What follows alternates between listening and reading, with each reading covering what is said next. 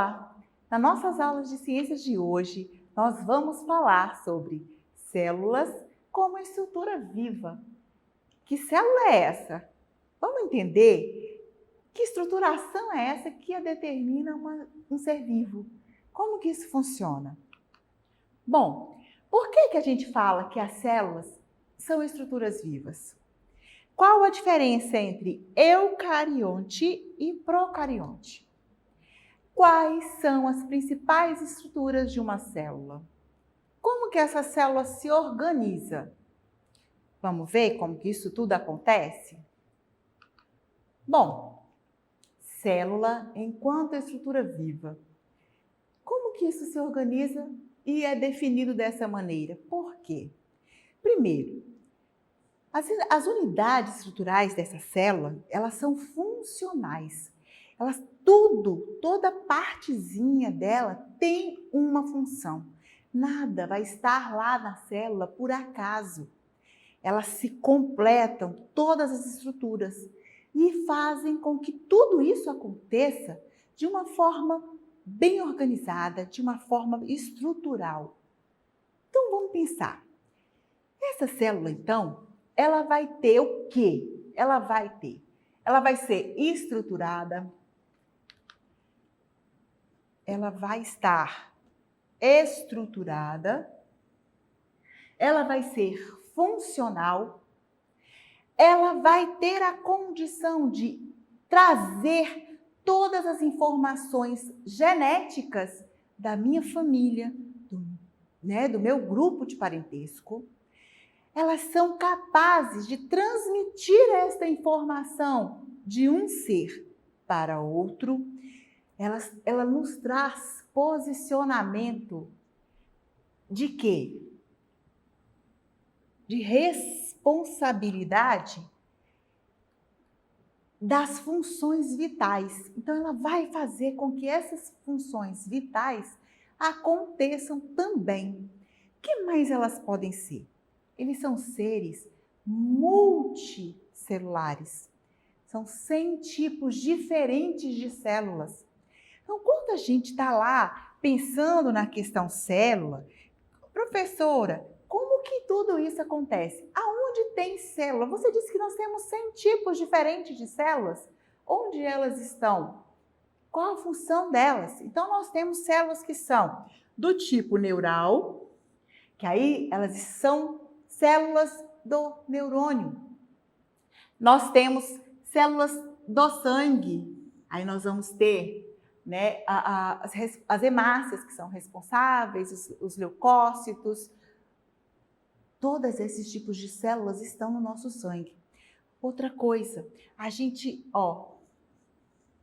essas células agrupadinhas, que são células da nossa derme. Então, nós temos células por todo o nosso organismo. E não são iguais, elas não são idênticas, tá? Nós temos o tecido muscular. Então, nossa professora, por onde eu passar, eu vou ter um tipo de célula diferente? Vamos ter a associação de células diferentes por todo o nosso organismo, ok? Vamos lá entender então. Como que seria uma célula animal? Prestem bastante atenção, porque depois nós vamos compreender qual a diferença entre uma célula animal e uma célula vegetal. Professora, animal e vegetal? Sim, células animal é aquela célula que pertence a nós, seres humanos, a todos os animais que a gente tem convívio. E a célula vegetal são as células que apresentam todo o grupo do reino plantae. Vamos lá. Olha só, nós temos uma membrana plasmática que nada mais é do que a estrutura que cerca esta célula. Ela vai estar ali organizando o espaço desta célula para que todas as estruturas, todas as organelas que estão inseridas nessa célula não fiquem soltas e nem se percam. O que mais a gente vai ter? A gente vai ter um núcleo bem direcionado e a gente vai ter todo este espaço que a gente chama de citoplasma.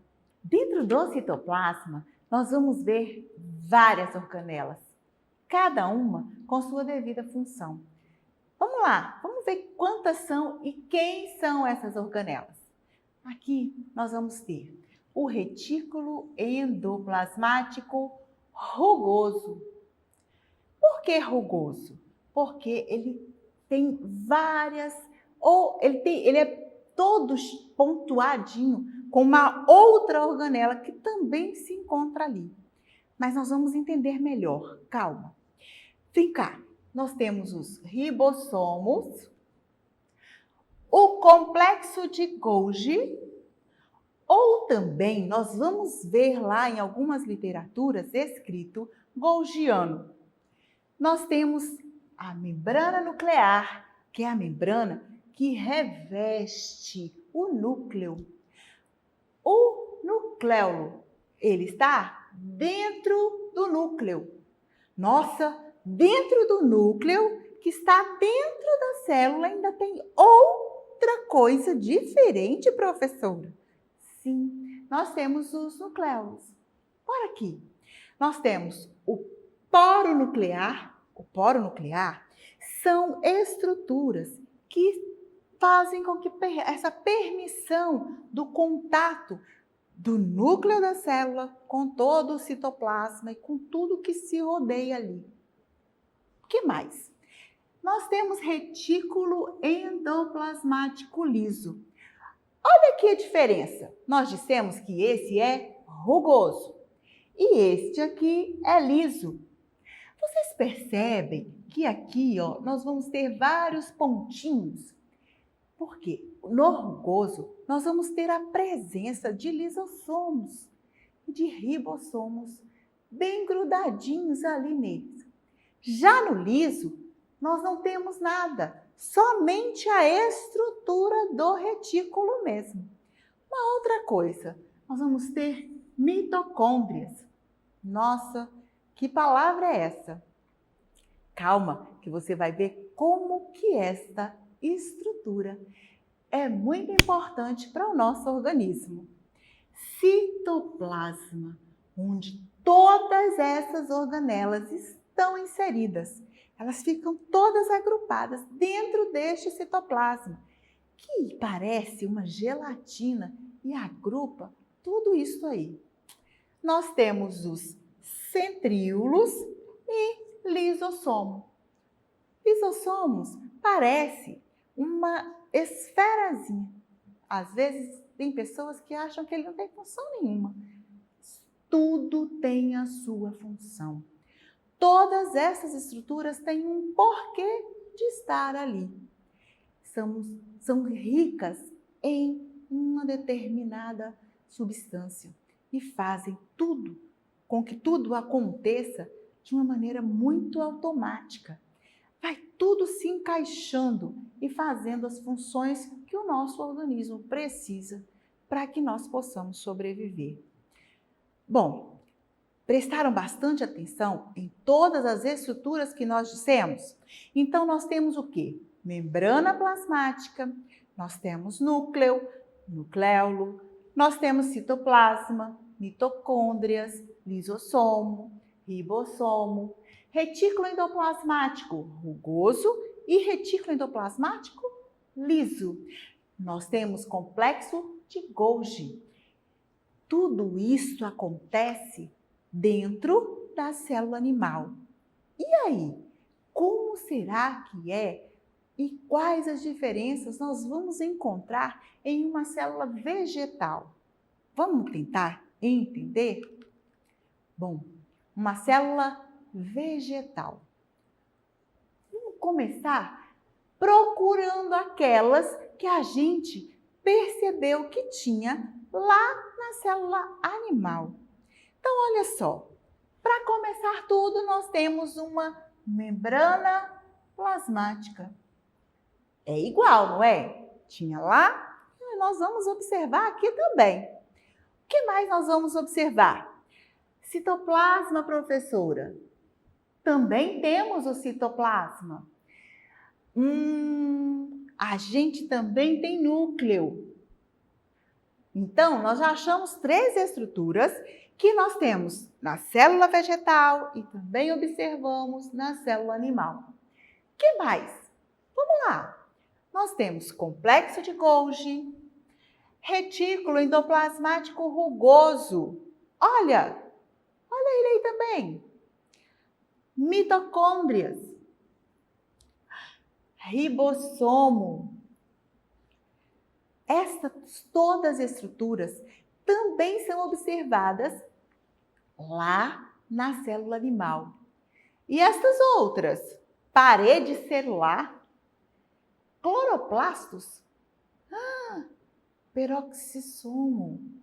Professora, a gente não viu isso lá.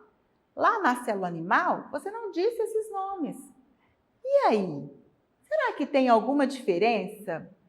Percebem que as estruturas de uma célula animal são diferentes das estruturas de uma célula vegetal? E que tem essa conformação, né, essa formação de uma célula. Por quê? Porque, olha só, nós não precisamos fazer fotossíntese. Nem conseguimos, né, fazê-lo. Já as plantas necessitam de que isso aconteça para que ela consiga sobreviver. Então, por isso, as estruturas de uma célula animal diferem, né, tem diferença para uma célula vegetal. E como que funciona toda essa mágica aí? Bom, nada acontece por acaso. Nenhuma dessas estruturas está simplesmente ali por estar. Então, cada uma delas traz a sua função. E aí a gente vai ter aquela condição assim, ó. A membrana plasmática, ela serve como envoltório. Ela vai estar cercando esta célula de cuidados, protegendo esta célula. Então, dentro de uma célula animal ou de uma célula vegetal, existem estruturas que precisam ter certos cuidados, eles podem sair se perdendo. Então, a membrana plasmática traz essa ideia de cobrir. Vem cá. Então, qual que é a função dos centríolos? Lembra que nós falamos que eles estão no centro, lá do... O que eles fazem? Os centríolos, gente, eles parecem uma caixinha cheia de nervuras. Qual que é a relação deles? Para que eles servem? Eles vão estar auxiliando quando do processo reprodutivo, na divisão celular, mas também na nossa, por exemplo, as nossas células da pele. Todos os dias nós temos células mortas e células novas que surgem. Quem faz todo esse processo de divisão celular para que isso aconteça e nós tenhamos novas células são os centríolos. Eles também ajudam nessa divisão celular quando você tem um corte no dedo que precisa cicatrizar ali. Então, os centríolos é que fazem esse processo de células novas, divisão celular. O complexo de Golgi ou golgiense, ele vai ter o quê? Ele vai trabalhar com a ideia da distribuição de substâncias. Eu me alimentei, fiz captura de carboidrato, de lipídios, mas eu não preciso de tudo isso agora. Então é só jogar fora. Não, mais tarde eu posso precisar. Então, quem faz essa captura, envelopa, guarda, igual a mãe às vezes não separa o alimento em sacolinhas ou em vasilhas e armazena? Pois é. Quem faz esse processo de armazenar, de modificar essas estruturas para que tudo isso seja armazenado para usar na hora que necessária, é o complexo de Golgi. Os lisossomos são responsáveis pelo processo da digestão intracelular, dentro da célula. Professora, mas quem faz digestão é o nosso estômago. Sim, mas dentro da nossa célula também tem um processo de digestão do que a célula precisa ou não, do que ela vai agrupar, do que o complexo de Golgi vai precisar guardar. Então, tudo isso acontece de uma maneira automática. Ninguém fica lá, né? Ó, o lisossomo tem que trabalhar. Ó, o complexo de Golgi precisa se alimentar. Eles fazem todas essas capturas e se organizam em fazer o trabalho deles. A mitocôndrias, lembra dessa palavra lá que a gente falou e que vocês viram? Nossa, que palavra difícil. Ela não é difícil.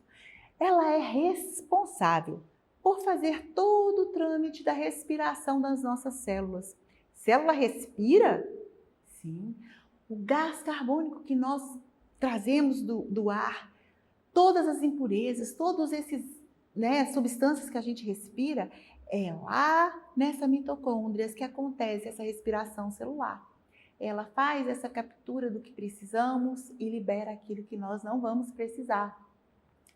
É lá que acontece também, a gente costuma, no meio das ciências, dizer que a mitocôndrias é a nossa usina energética. É ela que produz a nossa energia, que nos faz essa coisa de levantar de manhã e conseguir caminhar, e ir trabalhar, e estudar, sentar para estudar. Então, todo esse processo de energia acontece aí dentro da mitocôndrias.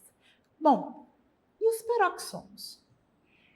Eles fazem a degradação, a quebra das substâncias tóxicas que o meu organismo não quer. Não preciso, eu não posso guardar essas toxinas.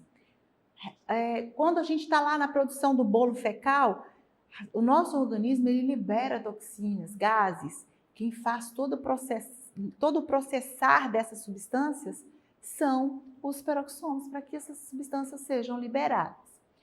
E o retículo endoplasmático rugoso? Qual que é a função dele? Para que ele serve? Então, ele vai sintetizar as proteínas no meu corpo. O que é sintetizar? Ele vai agrupar, fazer quebra, organizar. E aí, eles vão fazer a captura disso, organizar, sintetizar e levar para os lugares distintos que precisam destas proteínas. Onde que eu acho mesmo proteína? Lembra que nós estudamos isso e falamos que as proteínas elas vêm dos alimentos das carnes, né? Então nós temos proteína animal, mas também temos proteínas vegetais. E aí, todo esse processo acontece no retículo endoplasmático rugoso. E lá nesse retículo, nós temos ribossomos aderidos. Lembra que nós falamos dos pontinhos? Pois é. Vem cá. E o liso? Para que ele serve? O outro ainda tem o ribossomo que ajuda, né? O liso tem alguma função? Tem sim. Olha aqui, ó. O rugoso, ele sintetiza proteínas. O liso vai sintetizar lipídios e vai trabalhar na desintoxicação dessas células. Ele vai liberar essas toxinas para que o peroxomo degrade elas. Entenderam como que eles estão todos ligadinhos? Bom, e lá, quais são então as estruturas da célula vegetal e quais são as funções? Nós vimos antes das células animal. E a célula vegetal? Lembra que nós achamos estruturas lá que a gente nem tem na célula animal? Então, vamos tentar entender como que funciona isso. Então, nós temos plastos, plastídeos. Lembra? Para que eles servem? Eles são exclusivos da célula vegetal. A célula animal você não vai encontrar. Elas se caracterizam por ter o quê? Dupla membrana. Lembra que nós falamos que nós temos a parede celular e a membrana plasmática? Pois é, aí nós temos essa dupla membrana. E nós temos DNA. Função de armazenamento e fotossíntese. É para isso que servem os plastos e os plastídeos. Então, eles vão estruturar toda essa questão do carreamento do DNA, vão armazenar todas as estruturas necessárias para esta planta e vão também fazer a função de fotossíntese. Bom, quem são os principais plastos. Os plastos são cloroplastos, cromoplastos e leucoplastos. Cloroplastos traz a ideia de clorofila. Então, são carotenoides. Esses carotenoides, o que eles vão fazer? Eles vão se organizar no interior desta planta. Vão organizar o sítio de fotossíntese. Então, quebra de todas as substâncias necessárias, glicose, fazendo essa absorção, liberando. Todo esse processo é feito pelo cloroplasto. E o cromoplasto, então? É o tipo de plasto, então, que ele vai apresentar a coloração. Ele quem vai determinar se a flor é amarela, se a planta tem laranjado, se a planta é vermelha, as cores das folhas, verde mais escuro, verde mais claro, a tonalidade de todas as plantas, ela é trabalhada pelo cromoplasto. E os leucoplastos, ele vai fazer o quê? Os leucoplastos, eles vão capturar e vão armazenar substâncias como o amido.